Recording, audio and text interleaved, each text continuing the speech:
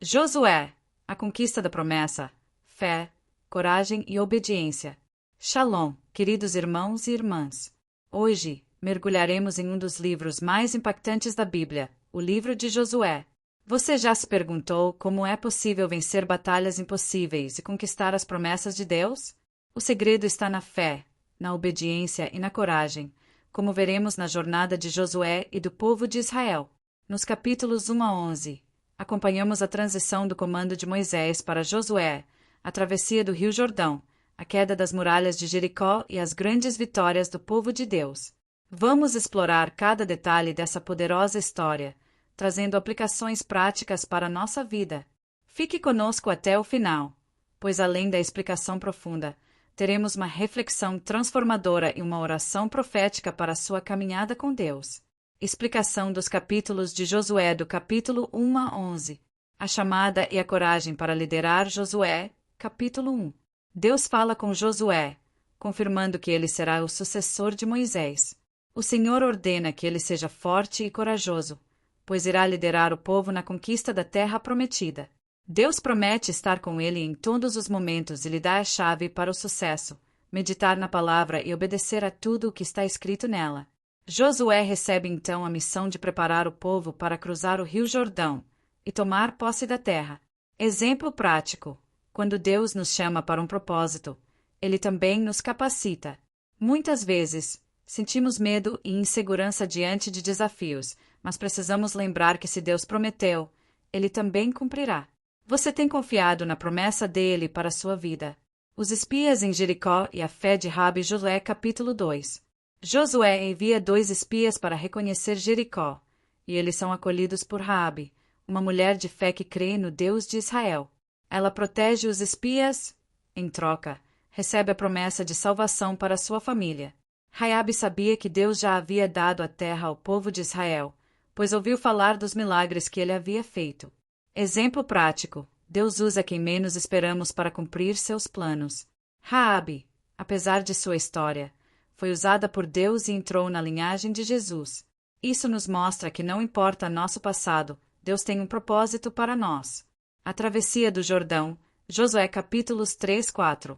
O povo atravessa o rio Jordão de maneira sobrenatural. Deus ordena que os sacerdotes carreguem a arca da aliança, e assim que seus pés tocam as águas, o rio se abre.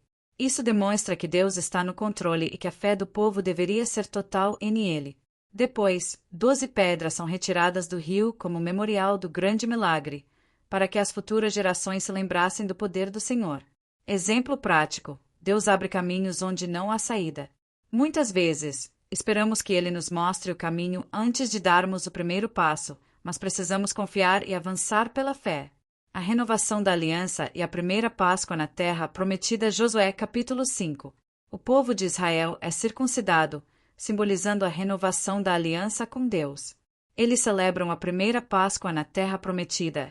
A partir daquele momento, o maná cessa, pois agora eles viverão da terra que Deus lhes deu. Esse foi o momento de transição para uma nova fase. Exemplo prático: às vezes, Deus muda a forma como Ele nos sustenta. Ele quer que confiemos nele, mesmo quando o maná para de cair.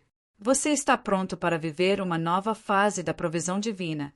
A queda das muralhas de Jericó, capítulo 6. A cidade de Jericó, uma fortaleza intransponível, cai diante do poder de Deus. O povo marcha ao redor das muralhas por 7 dias, e no 7º dia, ao som das trombetas e do grito do povo, as muralhas desabam. Essa vitória não veio pela força humana, mas pela obediência e pelo poder divino.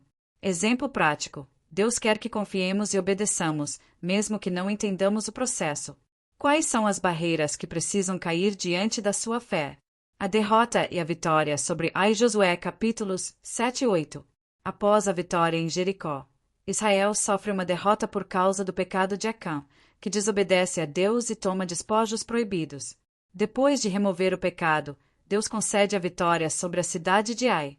Exemplo prático: o pecado escondido pode atrasar nossas vitórias. Precisamos estar em obediência total a Deus.